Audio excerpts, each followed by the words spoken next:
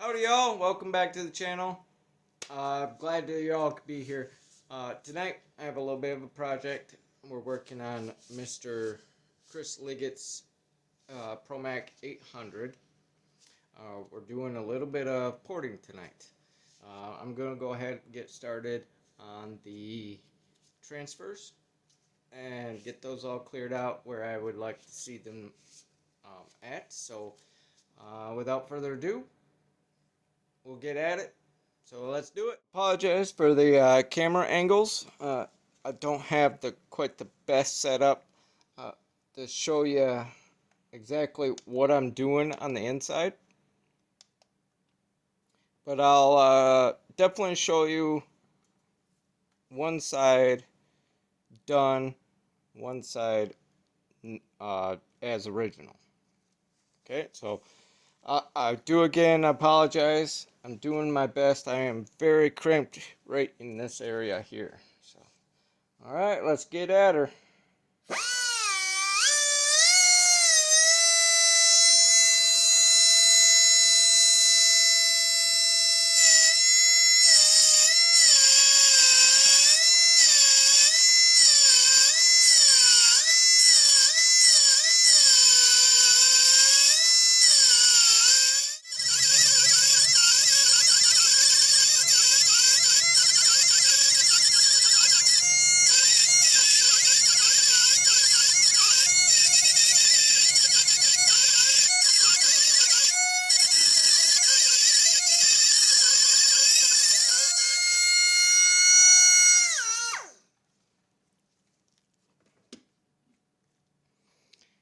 Let's see if I can show you all in here a little bit what we just started on.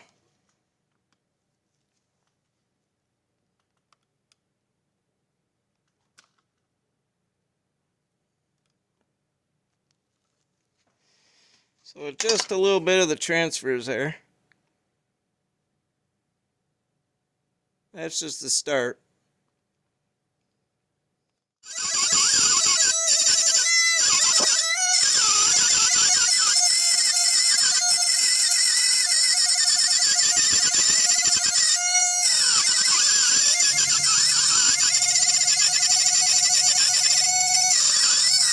So what we did, get you out of the light here,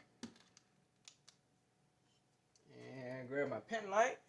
Hopefully it's not too shiny. So I'm going to show y'all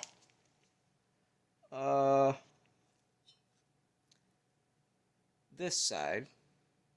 Okay, as you can see here, there's no work done. You just have my markers where I marked up where I was going to cut.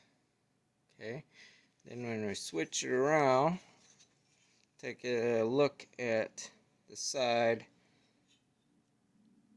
that I did do. Alright, now you can see basically all the white areas. Let's see if I stand in front here. I'll be able. Quite a bit off. Basically all I did is make a ramp coming down, and I didn't leave too much of the bottom of the cylinder line left. Just enough. But it's all on one nice clean angle going down flat to the bottom. Just kind of give you an idea again. Because the in here in the 800, that transfer drop off coming from the very outer part of the cylinder and down into the transfers, it is a huge drop off. I mean, it don't look like much on camera, but it is a ton. There was a lot of meat taken out right there. So when you go to do this, you want to be careful of where you're going to be removing the material out, so you don't take too much and make that wall real thin. Alright. It is hard to get a light angle on in here. and also right down where the transfer split,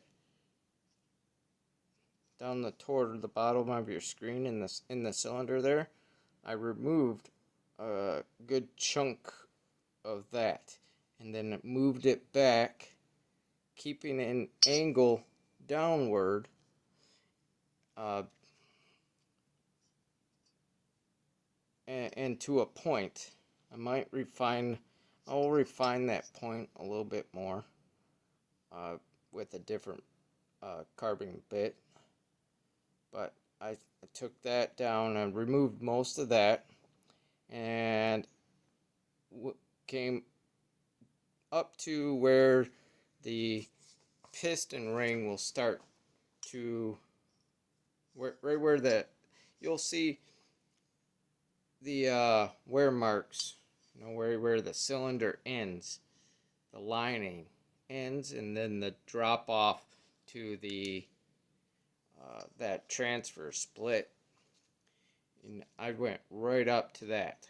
I don't want to go any further. I don't, because that's where possibly where some of the ring will come down, and you don't want that ring to slip off and cause damage to your cylinder, piston, and all that. So far, that's what we have. So folks, that was half of what I've done. So I don't know if it's, I zoomed in earlier so you could see none done and a whole bunch. Oh, there you get a little bit more of a slant right there. Okay, of the work that was done. And then the other side's gonna be done the same. Where that black is, that's just black marker. I'm not gonna torture y'all with the details of the other side. There's just tons of grinding. That's pretty much all there is. And what that one side will. Only thing that you won't see me doing afterwards is kind of cleaning up. I use these carbine bits. They're the double carbine bits. I don't suggest using the doubles for, some people call them doubles, cross cut. Yeah, there's other names for them, at least around here there is. So these I use multiple ones of these just to reach into little nooks and crannies where I can't, because everything's on a slant. Sometimes I have to go left-handed, which is not smart. So if you know what you're doing, go for it. But you have to know what you're doing when it comes to these little die grinders. Okay, so they do make single cut carbines. So if you're looking into getting it, I would suggest going with the single cut. That oops, go with the single cut. I always suggest that for your first time, because with those double ones, they use these lighter grit. I don't know what you would call these, but they're a little lighter grit. Just kind of clean up the edges up a little bit, and then I go through and I round the edges just a tad bit so there's no sharp edges for your rings to catch on. So that's the only things you don't get to see, is all that. I don't go through and polish the transfers, the intake stuff, the intake transfers and whatnot. So that way you have that tumble effect with the air and fuel mixtures and all that when that goes into the cylinder. It gets a little complicated after that. I can explain more if y'all like. If you want to hear more about that, drop it in the comments. I'll try to make a video about that. So other than that, folks, I have nothing else for you to share. So this is a little sneak peek of Mr. Chris Liggett's ProMac 800 that is getting ported and a special powder coat. So stay tuned for the whole final powder coat. I still got some more work to do. There's tons more work to do actually. So again, stay tuned for this because you're not going to want to miss this. This is all powder coated and it has a unique design to it. You're all going to love it. I love it already, and I already loved it from the moment we came up with the design. So, alright folks, y'all be good, be kind, take care, and please spread the love. I'll see you all next one. Let's do it.